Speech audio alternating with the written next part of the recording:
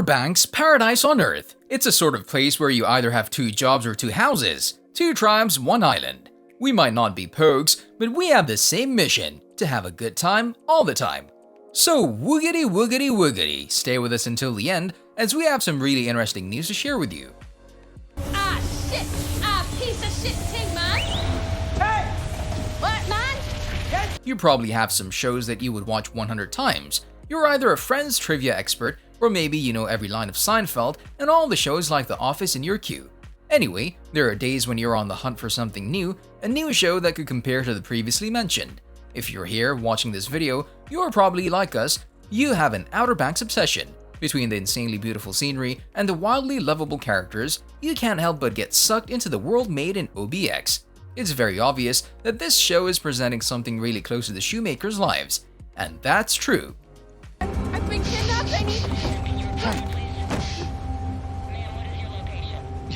Talking to the Charleston Library Society, the co-creator of the hit Netflix series Outer Banks, Jonas Pate, shared what inspired the story and offered tips for aspiring filmmakers. The show reached the highest point since its beginning. Season 1 was released on April 15, 2020, and immediately took the streaming world by storm. Raking in 2.1 billion views during its premiere window, Season 2 was not much different. Pete and his brother Josh were born and raised on Kiowa Island, but the twins spend much of their time on a different island, John's Island. And there's the inspiration for the show. As a matter of fact, some of the show's characters are inspired by real people the Pate brothers knew. Man, this thing, I don't know how much longer I can keep it stable.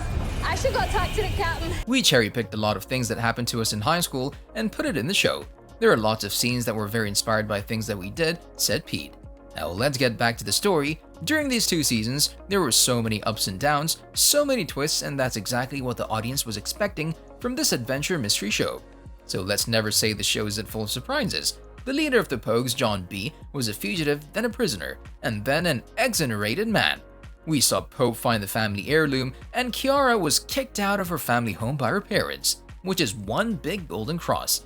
We saw how the finale of the season ended and left the door wide open for more stories. We saw that John B.'s father is alive, we saw how the Pogues found the treasure, and how they lost it to the Camerons. The group ended hitting that like button just like you should if you haven't done so already.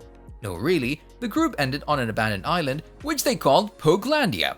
By the way, look, I don't know why you did that, but I'm not gonna argue. And all this through the last 10 episodes, but still not enough. Season 2 ended with a massive reveal regarding John B.'s dad, and on a bittersweet note for the Pogues, so that has us demanding some answers. But what do we know about Season 3? Are there some official statements? Let's talk about the potential release date for a minute.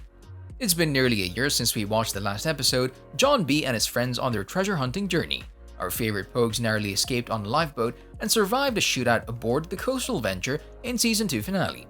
Season 2 started filming in August 2020, and it finished at the beginning of April 2021. Netflix needed an additional 3 months after that to release the show. We know that in February of this year, Season 3 got the cameras rolling. So if they follow the same filming schedule, this means that most likely the filming will wrap in September 2022.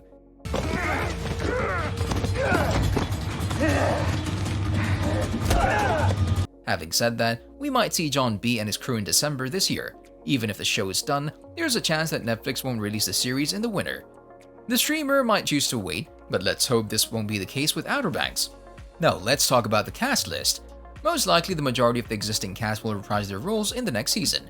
We can expect to see Chase Stokes as the main protagonist of the show, John B., and alongside him there will be Madeline Klein in the role of Sarah. The supporting cast of Rudy Panko, Austin North, Madison Bailey, Jonathan Davies, and Charles Eston will also return for Season 3.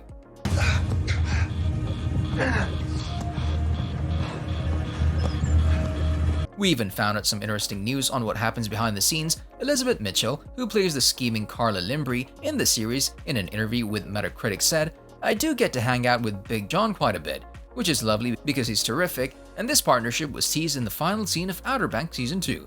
I don't know if you'd call it teaming up, but they're indeed together a great deal of the time, especially in the first part, added Limbry." Just recently, 3 new names were announced. Joining the Pogues on their next adventure are Lou Ferrigno Jr., Fiona Palomo, and Andy McQueen. McQueen is set to play Carlos Singh on a treasure hunt of his own, smart and ruthless Caribbean Dawn. Paloma will take the role of Sophia, a Pogue who started a close connection with Rafe and wishes she was a cook. And last but not the least, Ferrigno will play Ryan, a young and hungry top security officer and enforcer. And before we skip to the plot, just to mention that Carlesia Grant will smash that subscribe button and hit the notification bell. No, really, in all seriousness now, Carlesia Grant will be back as Cleo again. Following the split with Stokes last year, her return was under question. Stokes! No! No! What do I do? Anyway, the actress was clear on her Instagram story, "Hi, so I'm getting asked if season 3 is my final season of OBX. I'll come back for as many seasons as they'll have me.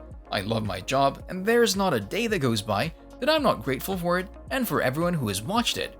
The filming is happening right now in Charleston, and a few months ago, Stokes asked the fans to be patient. I know you're all excited and anxious, but I promise it'll be worth the wait.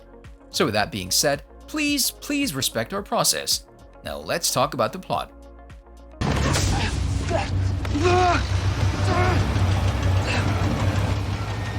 Until now, there are no official statements related to Season 3 storyline. The cast is remaining tight-lipped about the plot, and they're convincing us to do the same. There are, however, some really cool theories that might be true. Kooks vs. Pogues war has officially moved to the Bahamas, and outside of Outer Banks, the treasure hunt for the Cross of Santo Domingo, the gold is nowhere near over. Nothing will ever be the same in the OBX, with the truth of buried secrets unveiled. Season 3 will pick up where we left off. We know that Big John is alive, and most likely, that will be the main plot. Clara is faced with the decision of helping John B find the shroud thanks to a letter from his half-dead father. Hopefully, Rafe and Ward will face the consequences of their actions. We'll probably get a little bit of Kiara's story as well. While her family members are technically Kooks, she identifies as a Pogue. She's coming from a rich family, so they're not happy to see her hanging around with these guys. There's a theory saying that she'll probably find clues about another treasure related to the royal merchant. She might use JJ's help as well to escape school and start a new adventure. Okay, anybody know where we're at? Deserted beach, unknown island. Alright, I'll take that as a no. In this season, we'll probably see revenge. After the fight on the boat, Ward pushed John B. Sr. and he almost died. As a matter of fact, we all thought that he did. This was the moment that completely transformed Ward as a character, from a nice wealthy guy to one of the worst characters in the show. Now, knowing that John B. Sr. is alive, it's very likely that he'll seek revenge. So what do you think of these theories? Thanks for watching, and see you in the next video.